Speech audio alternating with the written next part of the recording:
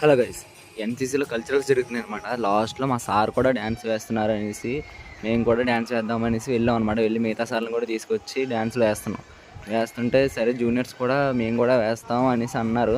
అప్పుడు మేము రానివ్వలేదు. తర్వాత మా సార్ ఉన్నారు కదా, అదిగో చూ మా సార్ ఇదిగోండి, ఇతనే మా సారు. అతను రెండు డ్యాన్స్ వేసుకోండి పర్లేదు అన్నారు. సరే అనేసి ఇంకా అందరూ కూడా వచ్చేసి డ్యాన్స్ వేసుకున్నాం అనమాట. ఇదిగోండి స్టార్ట్ చేసాం మేము మొత్తం. ఇంకా ఫుల్ వైబ్ అయ్యాం అనమాట.